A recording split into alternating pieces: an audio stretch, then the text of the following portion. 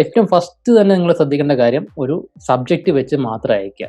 Resume കിട്ടുമ്പോൾ മിക്കവാറും blank ആയിട്ടൊക്കെയാണ് വരാറുള്ളത്. അതുകൊണ്ട് തന്നെ അത് എന്ത് പോസ്റ്റിലേക്കാണ് നിങ്ങൾ അപ്ലൈ ചെയ്യുന്നത് എന്നുള്ള ഐഡിയ കമ്പനിക്ക് കിട്ടത്തില്ല. കമ്പനിയിൽ ഒരേ സമയത്ത് തന്നെ പല വേക്കൻസികൾ കാണും. അപ്പോൾ അതുകൊണ്ട് തന്നെ അപ്ലൈ ചെയ്യുന്ന ഒരാൾ ഏത് വേക്കൻസിക്കാണെന്ന് തിരിച്ചറിഞ്ഞാൽ മാത്രമേ നിങ്ങളുടെ റെസ്യൂമെ അതിനുവേണ്ടി കൺസിഡർ ചെയ്യാൻ പറ്റത്തുള്ളൂ.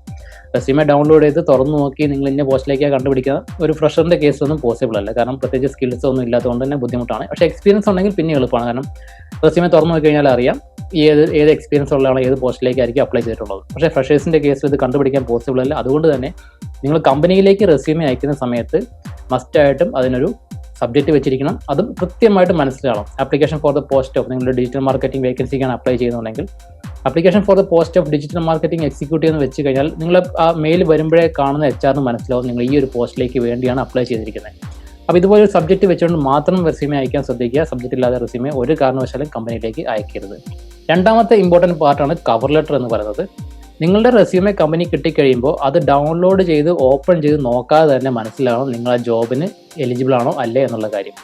അപ്പോൾ ഇത് വെച്ച് കഴിഞ്ഞാൽ കമ്പനിക്കുള്ള ബെനിഫിറ്റ് എന്താണെന്ന് വെച്ച് കഴിഞ്ഞാൽ നേരത്തെ പറഞ്ഞ പോലെ 100-200 റെസ്യൂമെ ഒക്കെ വരുമ്പോൾ ഓരോന്നും ഡൗൺലോഡ് ചെയ്ത് ഓപ്പൺ ചെയ്ത് നോക്കുന്നത് പോസിബിൾ അല്ല. അപ്പോൾ ഈ കവർ ലെറ്റർ ജസ്റ്റ് ആ മെയിൽ സബ്ജക്റ്റ് ഒക്കെ ഉണ്ടെങ്കിൽ ക്ലിക്ക് ചെയ്ത് നോക്കും. കവർ ലെറ്ററിനകത്ത് നിങ്ങൾ കൃത്യമായിട്ട് കാര്യങ്ങൾ മെൻഷൻ ചെയ്തിട്ടുണ്ടെങ്കിൽ ഷോർട്ട് ലിസ്റ്റ് ചെയ്യാൻ എളുപ്പമുണ്ട്. ഇപ്പോൾ കൃത്യമായിട്ടുള്ളൊരു കവർ ലെറ്റർ ആണെങ്കിൽ റെസ്യൂമെ ഡൗൺലോഡ് ചെയ്ത് നോക്കാതെ തന്നെ നിങ്ങളുടെ പ്രൊഫൈൽ ഷോർട്ട് ലിസ്റ്റ് ചെയ്യാൻ കമ്പനിക്ക് പറ്റും.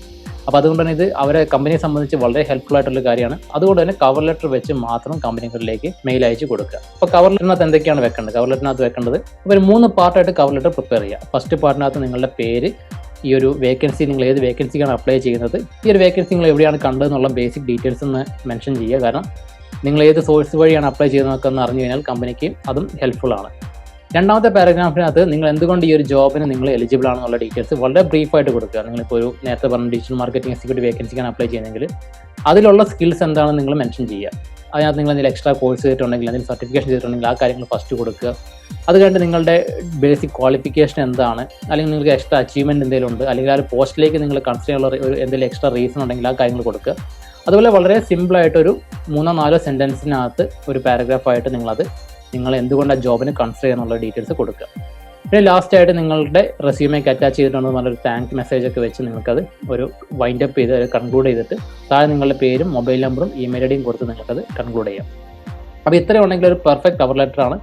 ഇതിനകത്ത് ശ്രദ്ധിക്കേണ്ട ഒരു കാര്യം, ഇത് നിങ്ങളുടെ മെയിൽ കമ്പോസ് ചെയ്യുമ്പോൾ ബോഡി ടൈപ്പ് ചെയ്യുന്ന ആ സ്ഥലത്ത് തന്നെ കൊടുക്കാൻ നോക്കുക. ചിലർ കവർ ലെറ്റർ അറ്റാച്ച് ചെയ്ത് അയക്കാറുണ്ട് റെസ്യൂമയുടെ കൂടെ തന്നെ. അപ്പോൾ അത് ശരിക്കും അതുകൊണ്ട് പ്രത്യേകിച്ച് ഒരു പ്രയോജനമില്ല. കാരണം റെസ്യൂമെ ഡൗൺലോഡ് ചെയ്ത് ഓപ്പൺ ചെയ്യാനുള്ള ഒരു ബുദ്ധിമുട്ട് ഒഴിവാക്കാനും കൂടിയാണ് കവർ ലെറ്റർ വെക്കാൻ പറയുന്നത്. അപ്പോൾ ആ സമയത്ത് കവർ ലെറ്റർ വേറെ ഒരു വേർഡ് ഫയലായിട്ട് അത് അറ്റാച്ച് ചെയ്ത് വിട്ട് കഴിഞ്ഞാൽ ശരിക്കും കമ്പനിക്ക് 2 ഫയൽ ഡൗൺലോഡ് ചെയ്യുന്ന സിറ്റുവേഷൻ വേണ്ടി വരും. അപ്പോൾ അതുകൊണ്ട് തന്നെ അതും ചിലപ്പോൾ ഒക്കെ അവോയ്ഡ് ചെയ്ത് വിടാറുണ്ട്. അതുകൊണ്ട് തന്നെ കവർ ലെറ്റർ എപ്പോഴും ഒരു മെയിൽ കമ്പോസ് ചെയ്യുമ്പോൾ ആ ബോഡി ടൈപ്പ് ചെയ്യുന്ന സ്ഥലത്ത് തന്നെ ടൈപ്പ് ചെയ്ത് കൊടുക്കാൻ ശ്രദ്ധിക്കുക. മൂന്നാമതായിട്ട് റെസ്യൂമെ അറ്റാച്ച് ചെയ്യുക. സബ്ജക്റ്റും വെച്ച് കവർ ലെറ്ററും വെച്ച് റെസ്യൂമെ മിസ്സായിട്ട് കമ്പനികളിലേക്ക് അയക്കുന്ന ഒരുപാട് പേരുണ്ട്. അപ്പോൾ അങ്ങനെ വരരുത്. റെസ്യൂമെ അറ്റാച്ച് ചെയ്തിട്ടൊന്ന് ഉറപ്പ് വരുത്തിയത് മാത്രം അയക്കാൻ നോക്കുക. ഒരു പ്രൊഫഷണൽ ആയിട്ടുള്ള റെസ്യൂമെ ക്രിയേറ്റ് ചെയ്യുക, അത് അറ്റാച്ച് ചെയ്തിട്ട് നിങ്ങളുടെ മെയിൽ അയക്കാൻ ശ്രദ്ധിക്കുക. അപ്പോൾ ഈ ഒരു 3 കാര്യങ്ങൾ ശ്രദ്ധിച്ച് കഴിഞ്ഞാൽ നിങ്ങൾക്ക് ഷോർട്ട് ലിസ്റ്റ് ആവാനുള്ള ചാൻസ് വളരെ കൂടുതലാണ്. ഞാൻ ഒരുപാട് കമ്പനികളിൽ റെസ്യൂമെ അയക്കുന്നതുകൊണ്ട് എനിക്ക് എവിടെ നിന്ന് റെസ്പോൺസ് കിട്ടാറില്ല എന്ന് പറയുന്നതിനകത്തൊരു മെയിൻ റീസൺ ഇതൊക്കെ മിസ്സിങ് ആയതുകൊണ്ടാണ്. സബ്ജക്റ്റ് കാണത്തില്ല, കവർ ലെറ്റർ കാണത്തില്ല, റെസ്യൂം കാണത്തില്ല. കാണുന്ന വേക്കൻസിക്ക് എല്ലാം അപ്ലൈ ചെയ്യുന്നുണ്ടായിരിക്കും, പക്ഷേ ഒരു റെസ്പോൺസും കിട്ടാൻ പോകുന്നില്ല. അപ്പോൾ ഇനി മുതൽ റെസ്യൂമെ അല്ലെങ്കിൽ ഒരു കമ്പനിയിലേക്ക് നിങ്ങളൊരു റെസ്യൂമെ അയച്ചു കൊടുക്കുമ്പോൾ അതൊരു ഫോർമലായിട്ട് പ്രൊഫഷണലായിട്ട് തന്നെ അയക്കാൻ, ഈ ഒരു കാര്യങ്ങളെല്ലാം മനസ്സിൽ വെച്ചുകൊണ്ട് അത്രയും പ്രൊഫഷണലായിട്ട് തന്നെ അയക്കാൻ ശ്രദ്ധിക്കുക. കരിയർ, ജോബ് അല്ലെങ്കിൽ ടെക്നിക്കൽ ട്രെയിനിങ് റിലേറ്റഡ് ആയിട്ട് നിങ്ങൾക്ക് എന്ത് സപ്പോർട്ട് വേണമെന്നുണ്ടെങ്കിൽ വൺ ടീം സൊല്യൂഷൻസിനെ കോൺടാക്ട് ചെയ്യാവുന്നതാണ്. Thank you for watching this video.